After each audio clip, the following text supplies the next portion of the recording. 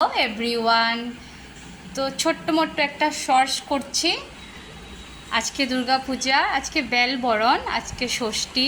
তো আমি ভাবলাম দুর্গাপূজাতে আমি আমার রুমটাকে খুব সুন্দর করে ডেকোরেশন করেছি।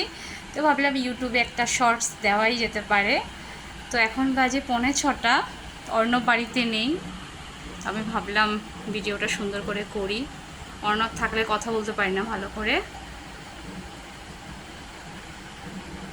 সো তোমরা দেখতে পারো একদম মানে দুর্গাপূজার আগে যেটা হয়, ঝাড়া ধোয়া পরিষ্কার করা, সুন্দর করা।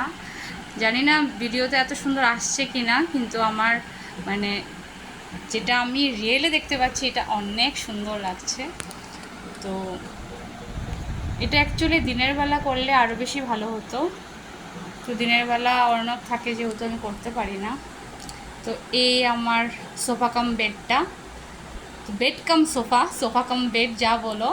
তো এটা আমার রুমে আমি এটা সোফা করেই রেখে দিয়েছি, এখনও বেড করিনি। কারণ মানে আমার রুমে যেহেতু বেড আছে, এটা বেড বানানো যাবে না, শুধু সিঙ্গেল বেড করা যায়। মানে এটা অনেকটাই বড় হয়, কিন্তু অনেকটা বড় আমি এখনও করিনি, কোনো সময় প্রয়োজন হলে করব। তো দেখতে পারো এগুলো আমি নতুন কুশন রেখেছি, দারুণ হয়েছে। তো এই হলো আমার বেডরুম। প্লিজ তোমরা কমেন্ট করে জানাবে কেমন লাগছে আমার বেডরুমটা, খুব সুন্দর করে। আর এই কার্পেটটা তোমাদের দেখাই, ভীষণ সফট, একদম মনে হচ্ছে এখানেই আমি শুয়ে থাকি। সো চলো টাটা।